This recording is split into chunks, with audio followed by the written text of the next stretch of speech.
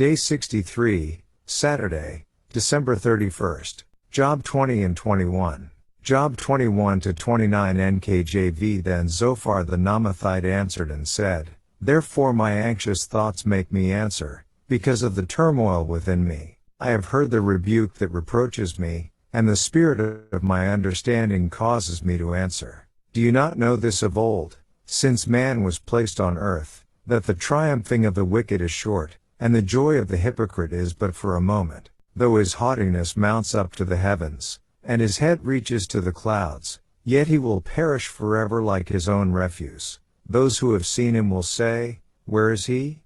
He will fly away like a dream, and not be found. Yes, he will be chased away like a vision of the night. The eye that saw him will see him no more, nor will his place behold him any more. His children will seek the favor of the poor, and his hands will restore his wealth. His bones are full of his youthful vigor, but it will lie down with him in the dust. Though evil is sweet in his mouth, and he hides it under his tongue, though he spares it and does not forsake it, but still keeps it in his mouth, yet his food in his stomach turns sour. It becomes cobra venom within him. He swallows down riches and vomits them up again.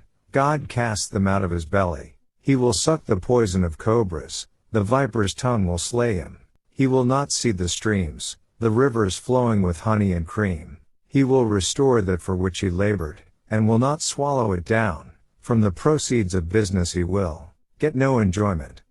For he has oppressed and forsaken the poor. He has violently seized a house which he did not build. Because he knows no quietness in his heart, he will not save anything he desires. Nothing is left for him to eat. Therefore his well-being will not last. In his self-sufficiency he will be in distress. Every hand of misery will come against him. When he is about to fill his stomach, God will cast on him the fury of his wrath, and will rain it on him while he is eating. He will flee from the iron weapon. A bronze bow will pierce him through. It is drawn, and comes out of the body. Yes, the glittering point comes out of his gall. Terrors come upon him. Total darkness is reserved for his treasures. An unfanned fire will consume him. It shall go ill with him who is left in his tent. The heavens will reveal his iniquity, and the earth will rise up against him. The increase of his house will depart, and his goods will flow away in the day of his wrath. This is the portion from God for a wicked man, the heritage appointed to him by God. Job 21 1-34 NKJV. Then Job answered and said, Listen carefully to my speech, and let this be your consolation. Bear with me that I may speak, and after I have spoken, keep mocking. As for me, is my complaint against man? And if it were, why should I not be impatient? Look at me and be astonished. Put your hand over your mouth. Even when I remember I am terrified, and trembling takes hold of my flesh. Why do the wicked live and become old? Yes, become mighty in power. Their descendants are established with them in their sight, and their offspring before their eyes. Their houses are safe from fear. Neither is the rod of God upon them. Their bull breeds without failure. Their cow calves without miscarriage. They send forth their little ones like a flock, and their children dance. They sing to the tambourine and harp, and rejoice to the sound of the flute. They spend their days in wealth, and in a moment go down to the grave. Yet they say to God, Depart from us, for we do not desire the knowledge of your ways. Who is the Almighty, that we should serve him? And what profit do we have if we pray to him? Indeed their prosperity is not in their hand. The counsel of the wicked is far from me. How often is the lamp of the wicked put out? How often does their destruction come upon them? The sorrows God distributes in his anger. They are like straw before the wind, and like chaff that a storm carries away. They say, God lays up one's iniquity for his children. Let him recompense him, that he may know it. Let his eyes see his destruction, and let him drink of the wrath of the Almighty. For what does he care about his household after him, when the number of his months is cut in half?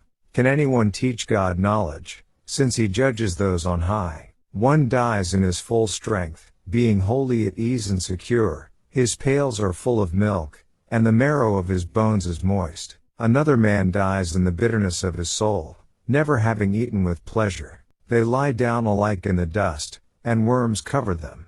Look, I know your thoughts, and the schemes with which you would wrong me. For you say, where is the house of the prince, and where is the tent, the dwelling place of the wicked? Have you not asked those who travel the road, and do you not know their signs? For the wicked are reserved for the day of doom, they shall be brought out on the day of wrath. Who condemns his way? To his face. And who repays him for what he has done? Yet he shall be brought to the grave, and a vigil kept over the tomb. The clods of the valley shall be sweet to him. Everyone shall follow him, as countless have gone before him. How then can you comfort me with empty words, since falsehood remains in your answers? Daily Deep Dive. Chapter 20. Zophar, the third friend, now speaks for his second time. Verse 3. Zophar is letting his spirit lead him to respond. He should have fought this desire. Our spirit will lead us to say many things we shouldn't. Compare James 3:8. The UCG reading plan says, Zophar now speaks for the second and last time. He took Job's words, especially Job's closing words in Job 19:28-29, as a personal affront. Job had dared to assert that on Zophar's theory of retribution, Zophar himself was due for punishment. 2.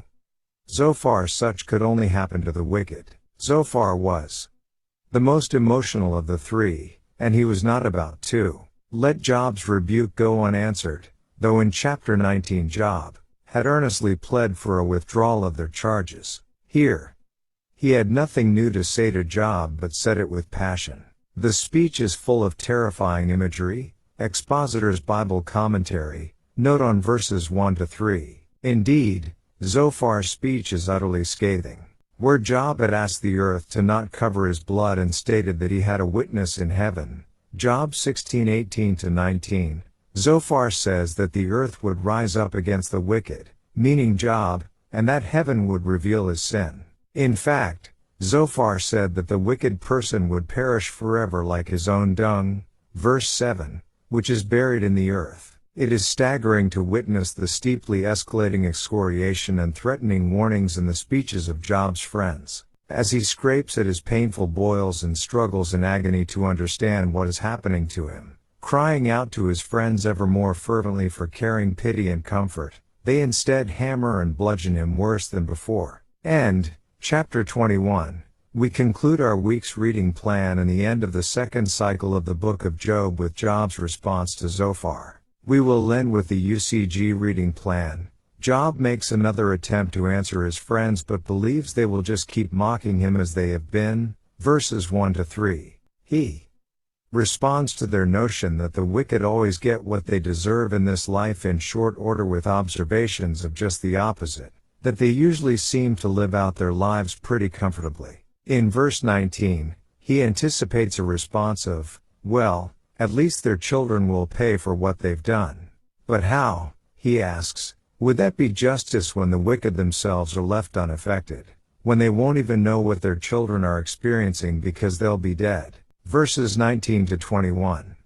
The translation of verse 30 is disputed. In the New King James Version, the meaning seems to be that the wicked will ultimately get theirs on the final day of judgment, implying that most of them have smooth sailing until then.